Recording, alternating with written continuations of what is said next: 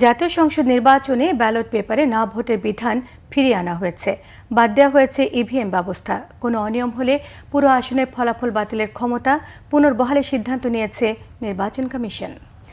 গণপ্রতিনিধিত্ব আদেশ বা আরপিও সংস্কারের সুপারিশ পর্যালোচনা শেষে সোমবার সন্ধ্যায় এসব কথা জানান নির্বাচন কমিশনার অবসরপ্রাপ্ত ব্রিগেডিয়ার জেনারেল আবুল ফজল মোহাম্মদ সানাউল্লাহ। মহিবুল্লাহ মহিবের রিপোর্টে বিস্তারিত। আগামী বছরের ফেব্রুয়ারির প্রথমার্ধে নির্বাচন আয়োজনে প্রধান উপদেষ্টার ঘোষণা এবং ইসিতে সরকারের পক্ষ থেকে চিঠি পাঠানোর পর নির্বাচন আয়োজনে পূর্ণ তৎপরতা শুরু করে নির্বাচন কমিশন। রাজধানীর আগারগাঁওয়ে নির্বাচন কমিশনের কার্যালয়ে গণপ্রতিনিধিত্ব আদেশ বা আরপিও সংস্কারের সুপারিশ পর্যালোচনার বৈঠক অনুষ্ঠিত হয় সোমবার। বৈঠক শেষে সাংবাদিকদের সাথে কথা বলেন অবসরপ্রাপ্ত ব্রিগেডিয়ার জেনারেল আবুল ফজল মোহাম্মদ সানাউল্লাহ। তিনি বলেন, হলফনামায় তথ্য মিথ্যা প্রমাণিত হলে বিজয়ী হওয়ার পরও বাতিল করা যাবে প্রার্থিতা। ইভিএম সংক্রান্ত যাবতীয় প্রভিশন বিলুপ্ত করা হয়েছে। না ভোটের বিধান করা হয়েছে। এই না ভোটের বিধানটা হবে যদি কোথাও একজন প্রার্থী হয় বিনা ভোটে নির্বাচিত হবে না।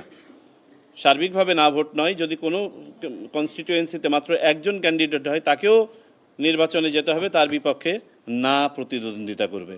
এবং এছাড়া নির্বাচনে ভোট গণনার শুরু থেকে শেষ পর্যন্ত শর্ত সাপেক্ষে সংবাদকর্মীদের উপস্থিতিতে কোনো বাধা থাকবে না বলেও জানান তিনি। নির্বাচন কমিশনের নেওয়া সিদ্ধান্তগুলো প্রস্তাবনা আকারে আইন মন্ত্রণালয়ে পাঠানো হবে বলে উল্লেখ করেন তিনি। নির্বাচন বাতিল করার বা ফলাফল বাতিল করার যে সক্ষমতা সেটাকে সীমিত করা হয়েছিল আপনারা জানেন, সেটা আবার পুনঃস্থাপন করা হয়েছে।